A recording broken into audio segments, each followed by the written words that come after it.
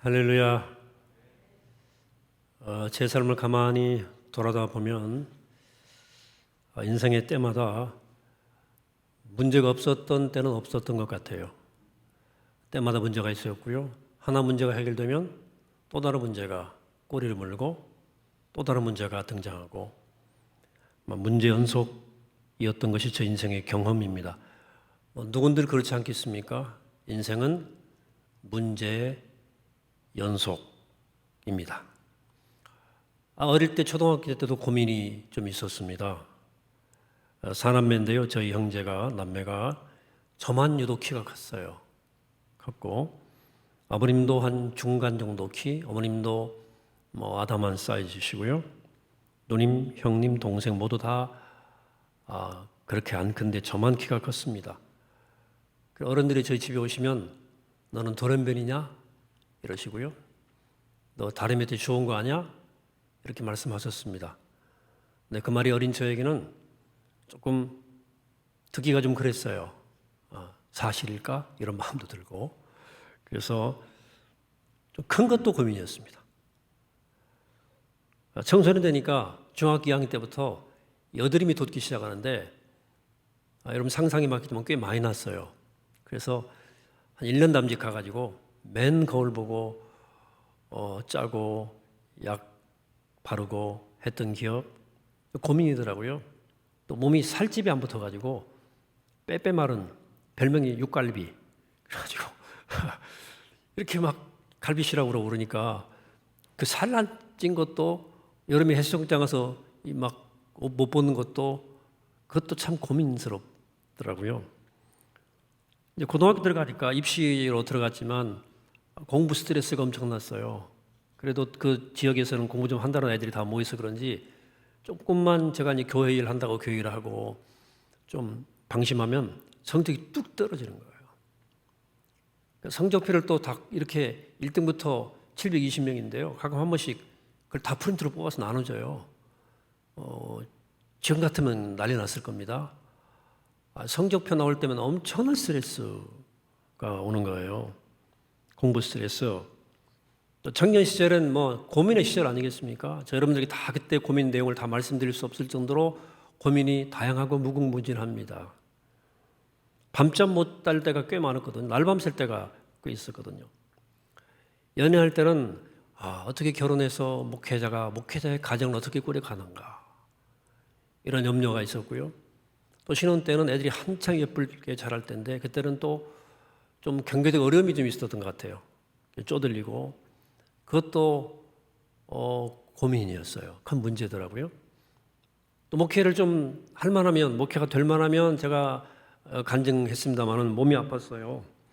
그래서 그것도 참 건강도 문제고 제가 가정적으로 편안하게 사는 것처럼 보여도 저희 가정도 사실 알고 보면 문제 없는 날이 없었습니다. 교회 목회도 그래요.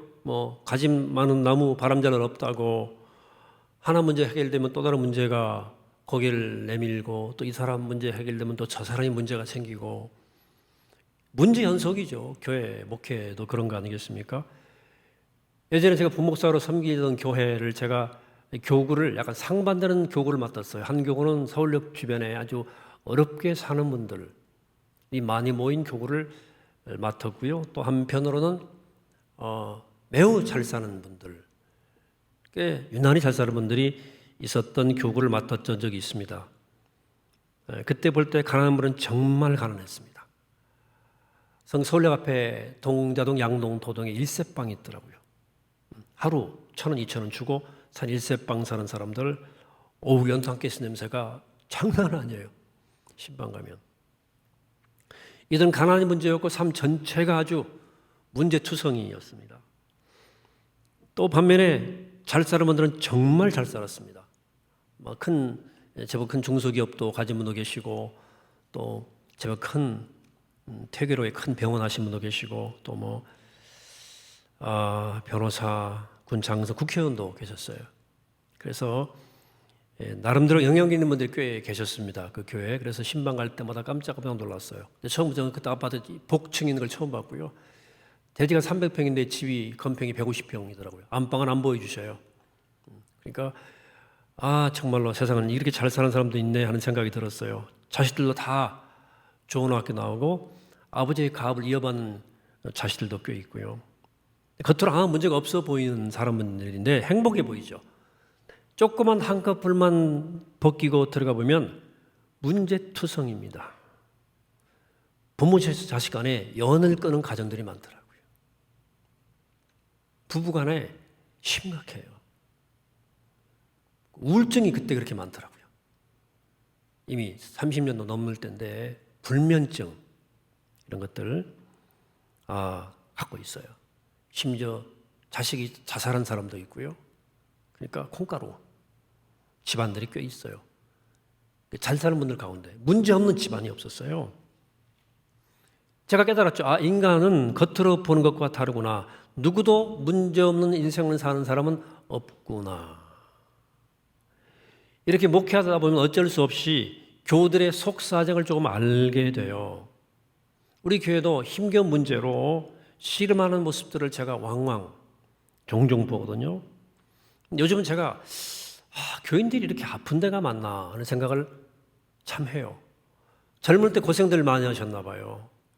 한 50 나이 넘은 분들 가운데서 안 아픈 분이 없는 것 같아요.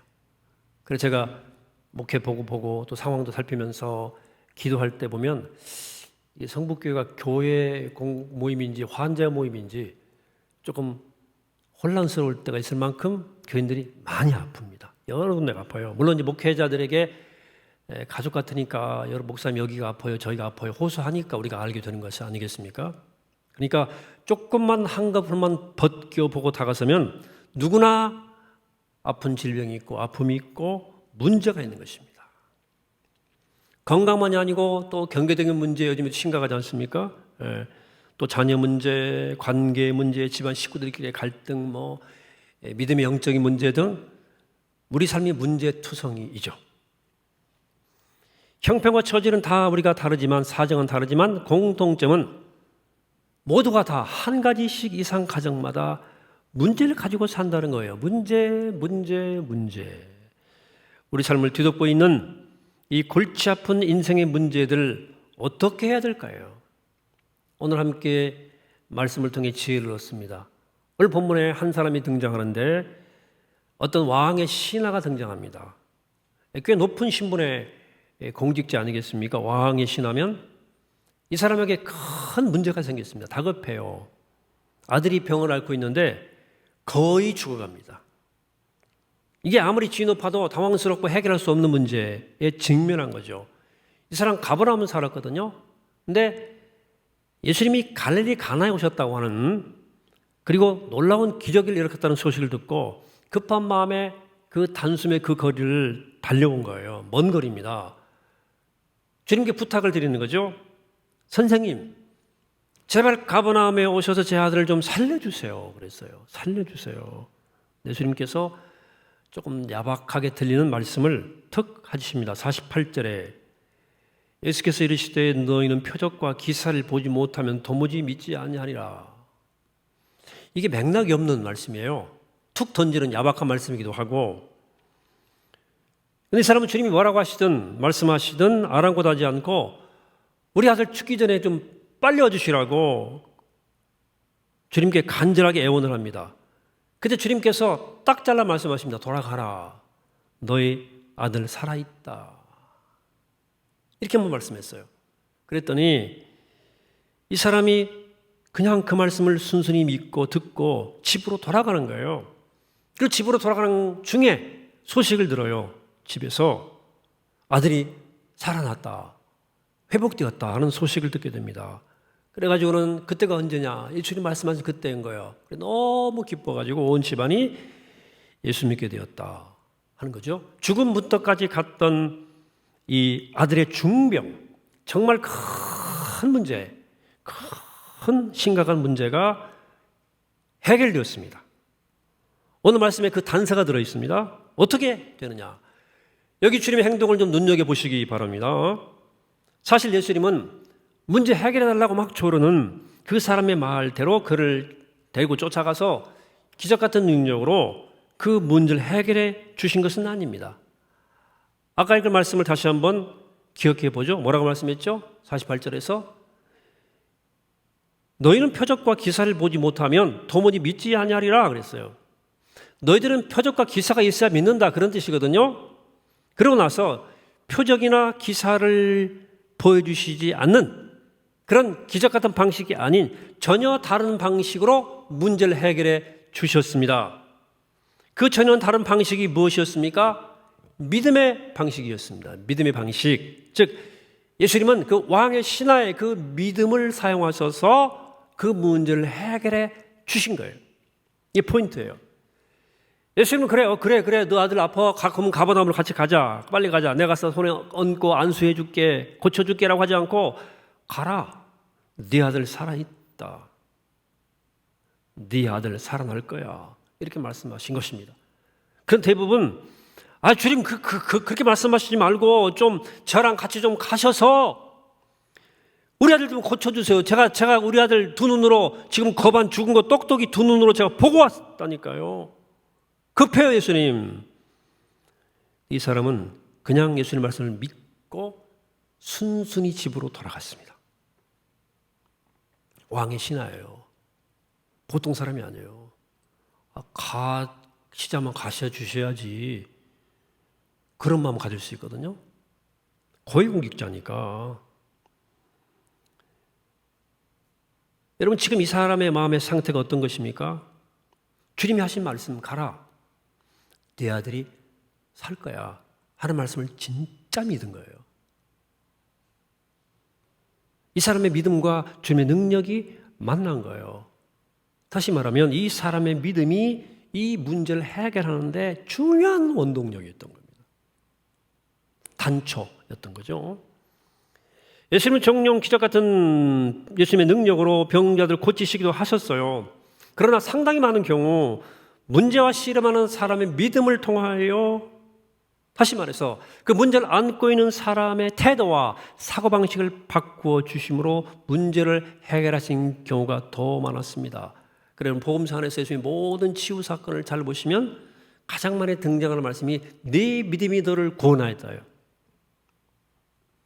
왜 그렇게 말씀하십니까? 네 믿음이 너를 구원했다. 내 능력이 아니고 너의 믿음이. 너의 믿음이 뭐예요? 너가 문제를 바라본 너의 태도가 문제 해결책이 될 수 있다. 선포하고 수없이 가르친 거예요. 네 믿음이 너를 고치는 거다. 이걸 주목해야 됩니다.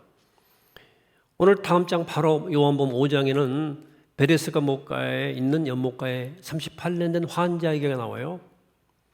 이 사람은 38년 동안 환자인데요. 그 민속신앙을 믿었습니다. 즉 베데스다 목가에 이 천사가 가끔 내려와서 물이 통하는데 물이 움직일 때 그때 물속에 싹 먼저 들어가는 사람은 어떤 병이든 낫는다. 그런 민속신앙이 있었습니다. 그래서 사람들이 온갖 환자들이 다 그 베데스다 목가에 와서 다 이러고 있는 거예요. 네, 물이 통하면 물속에 뛰어들어가려고. 근데 이 사람은 38년 동안 베데스다 연못가에 나와 누워 있는 거예요. 그냥 누워만 있는 거예요. 그냥 나와만 있는 거예요. 예수님이 물었어. 너 왜 그러고 있냐? 그러니까 뭐라고 그래요? 누가 와서 연못에 넣어준 인간도 없고 내가 좀 가려고 하는 동안에 다른 사람이 다 먼저 들어간다고 하는 거죠. 주님이 선포하죠. 너 그 자리 들고 일어나 걸어가. 그러셨어요. 선포했습니다. 손 잡아가지고 일어나라. 이렇게 해주신 게 아니고 일어나 걸어라. 자리 들고 선포하신 겁니다. 한 번도 일어날 생각을 못 해본 그에게 일어날 생각을 일어나겠다는 믿음을 불러일으킨 거예요. 이 사람이 처음으로 일어나 보려고 한 거예요. 그랬더니 걸었어요. 이게 예수님의 치유 사건에 일어나는 많은 그 모티브들이에요. 물론 이런 것들 모든 사건들이 우리가 믿기만 하면 무슨 일이든 가능하다는 맹목적인 믿음을 말하고 싶어 하는 것은 아니고요. 이 말씀들은 우리가 어떻게 믿느냐가 우리 삶의 결정적 역할을 한다는 것입니다. 우리 믿음의 믿음의 내용. 그래서 저는 우리 주님, 오늘 주님 제 아들 좀 고쳐주십시오 하라, 내 아들이 살아있다고 하는 이 주님과의 대화를 이렇게 번역하고 싶어요. 주님, 제가 겪는 문제가 너무 힘들어요. 좀 제발 좀 해결해 주세요. 걱정 마라. 그 문제 아니야. 해결돼. 다른 식으로, 주님, 제 인생 왜 나는 이렇게 문제투성 인생을 살아갑니까? 문제예요. 프로블럼 문제예요. 그때 주님께서 말씀하십니다. 아니야, no problem. 내 인생 아무 문제 없어. 우리가 비록 문제 많은 삶을 살고 있지만 그럼에도 불구하고 주님은 우리를 향해서 너 문제 없다. 그 문제 아니다. 문제를 대하는 너의 태도를 바꾸면 된다. 이렇게 말씀하시는 거죠. 여러분, 삶은 절대로 현실적으로 간단하지 않습니다. 인생은 장난이 아니에요. 힘들고 어렵고 장애물투성입니다. 때로는 우리가 만나는 문제가 너무나 난감스럽고 힘들어서 어떻게 풀어야 할지 모를 때도 있습니다. 우리는 오늘 본문에 등장하는 왕의 신하처럼 절박한 심정으로 주님을 찾죠. 때로 하나님의 전격적 개입, 표적과 이사를 기대하면서 주님이 이 문제를 해결해 줄 것을 기대하면서 주님께 호소하죠. 그러나 주님은 우리의 기대와는 달리 기적을 베풀어서 그 문제 해결해 주시는 것이 아니라 그것이 그 문제가 아님을 믿고 앞으로 나아가라는 거예요. 그 문제 아니라는 거예요. 자, 문제를 단번에 제거해 주시지 않으시면서도 문제가 있는데 그것을 문제로 삼지 말고 그냥 너는 앞으로 가라는 거예요. 다시 말하면 문제 상황을 바꿔 주시는 것이 아니라 문제를 바라보는 우리의 생각과 우리의 마음의 태도를 먼저 바꾸라고 주문하시는 거죠. 내가 문제보다 큰 믿음을 가진 사람이 되라는 얘기죠. 그리고 문제를 극복하라는 거죠.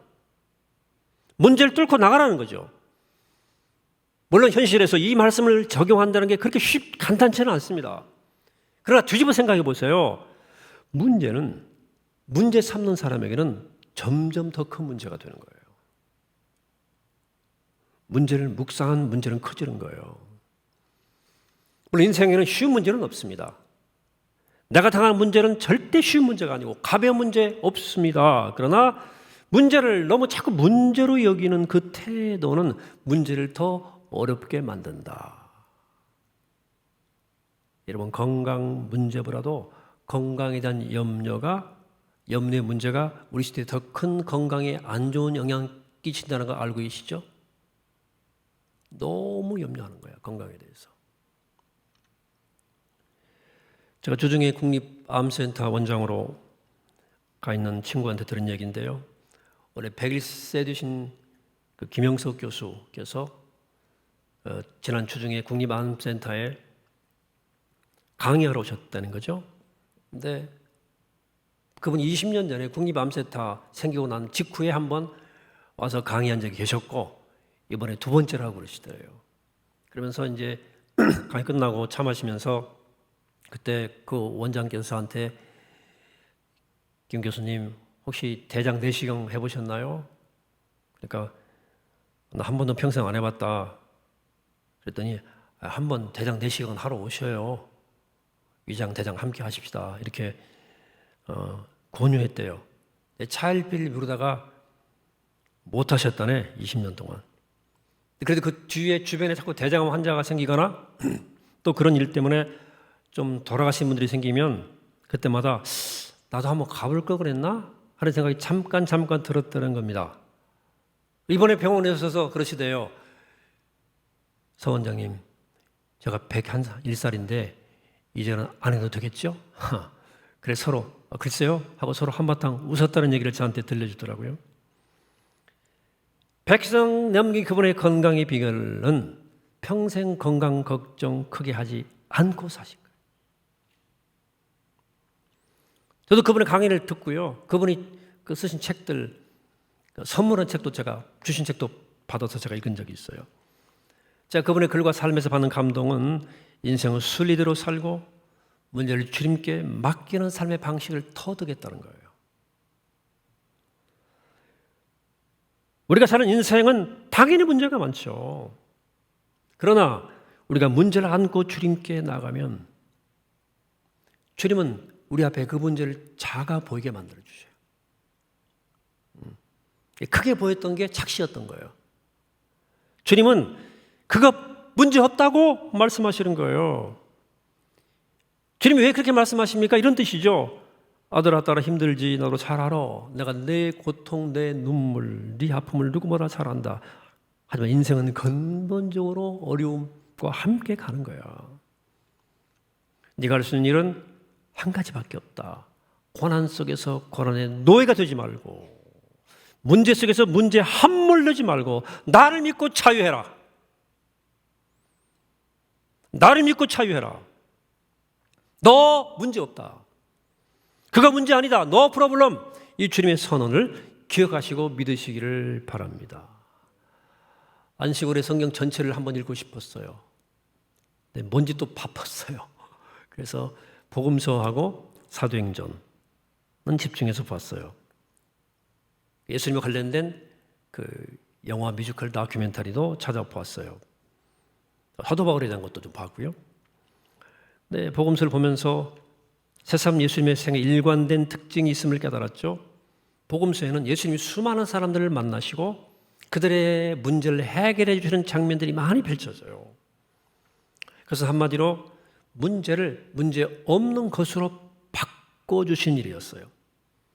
불결하다고 세상으로부터 격리된 사람들이 많았거든요. 중풍병자, 나병 환자, 시각장애인, 지체장애인, 귀신 들린 사람들 등등 그야말로 문제 가득한 사람들의 문제가 예수님을 만나고 그의 말씀 한마디로 그 인생의 뒤안 길로 다 사라졌습니다.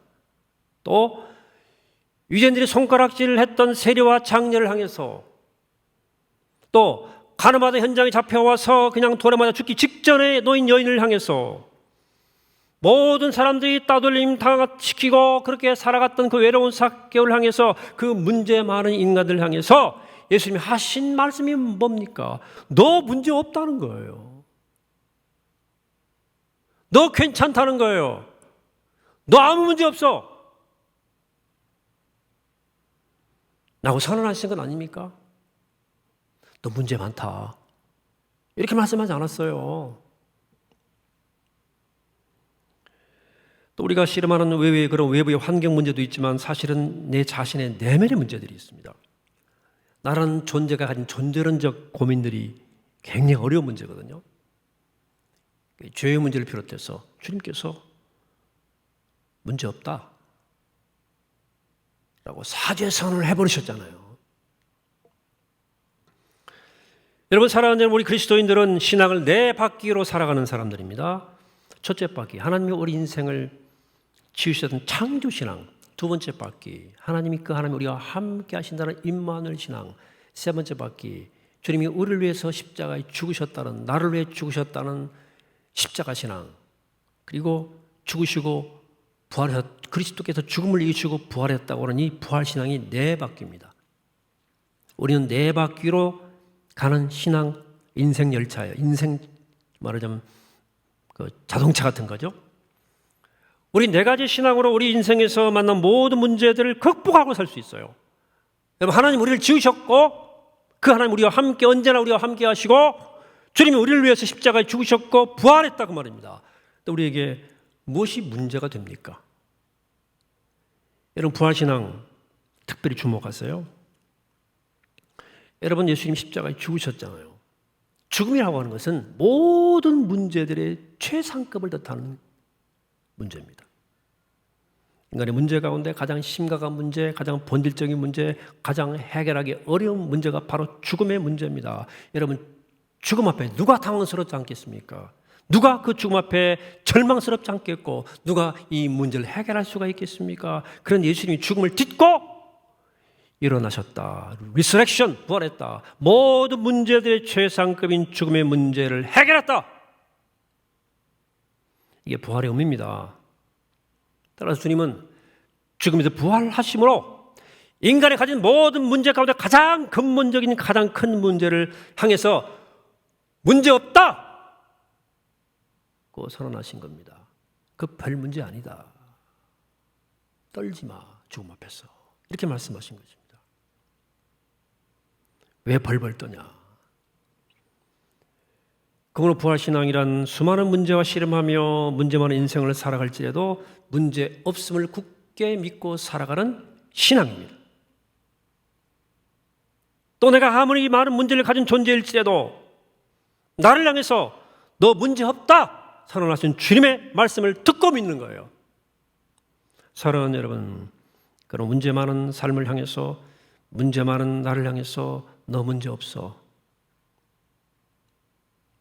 그 문제 아니야, 이렇게 말씀하시는 주님의 음성을 듣게 되기를 축복합니다. 코로나 4차 대유행, 다시 비대면 예배입니다. 그렇죠? 물론 낯설지는 않죠. 이것도 많이 해본 거여서. 많은 소상공인들이 고통받고 있고 우리 삶 전반이 소위 그 불확실성에 지금 빠져 있고요. 좀 위축되고 있죠.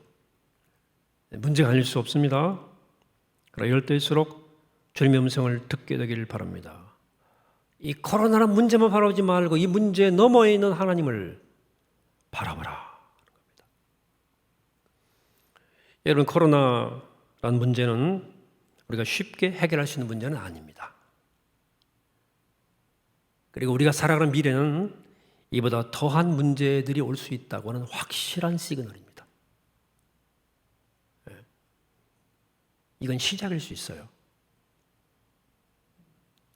잘 봐야 됩니다. 쉬운 문제 아니라 그 말입니다. 제가 반복해서 말씀드리죠. 코로나19는 하나님께 돌아오라는 신호입니다. 우리가 하나님께 돌아갈 수 있으면 코로나 더 이상 문제가 될 수 없어요. 근데 우리 인생에서 하나님을 빼버리면, 하나님께 돌아가지 않으면 우리는 영원히 문제의 수렁에서 헤어나올 수 없습니다. 하나님은 창조주 하나님이십니다. 임마누엘의 하나님이십니다. 십자가의 아들 내어주시고 죽음을 이기고 부활하신 하나님. 우리가 당한 모든 문제보다 훨씬 크신 하나님. 우리의 모든 문제를 통해서 우리를 빚어가시고 우리의 모든 문제를 통해서 역사를 바로 세우시는 거룩하신 하나님. 이 하나님을 믿어야 됩니다. 이 믿음을 가진 사람이 오늘의 우리의 위기도 극복할 수 있는 지혜가 나오는 거예요. 위기 극복이 지혜가 어디서 나옵니까? 함께 더불어 살아가겠다는 의지가 강한 사람들에게 지혜가 나오는 거예요. 우리가 하나구나. 이걸 처절히 깨달으면 살 지혜가 나올 겁니다. 작가 윌리엄 워드가 이렇게 말했어요. 비관주의자는 바람이 부는 것을 불평하고 낙관주의자는 바람의 방향이 바뀌기를 기대하지만 현실주의자는 바람에 따라 도체 방향을 조정한다. 제가 안식월 동안에 여러 가지 들었던 말 가운데 좀 남는 말 중에 하나입니다. 코로나 시대 한국 이 거친 풍랑 속에서 한국교회와 그리스도인들이 이 문제를 헤쳐나가는 유능한 뱃사람이 됐으면 좋겠다 하는 생각이죠.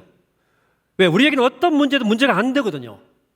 그 문제의 바람을 그 방향에 따라서 우리의 도체의 방향을 조정하면 되는 거예요. 이 코로나의 바람을 타고 미래로 갈 수 있는 거예요. 언제나 우리한테는 길이 있어요. 홍해라는 문제가 내 앞에 버티고 있어도 하나님은 그 홍해 바다 속에 길을 만드시는 분이에요. 우리는 그 하나님을 믿습니다. 그럼 우리에겐 극복 못할 문제는 없습니다. 다 길이 있어요. 여러분, 그럼 우리 코로나 대유행 앞에서 염려하거나 두려워하거나 특별히 우왕좌왕하지 마시기 바랍니다. 우리 안에는 세상에 갖지 못한 내면의 정체성이 있습니다.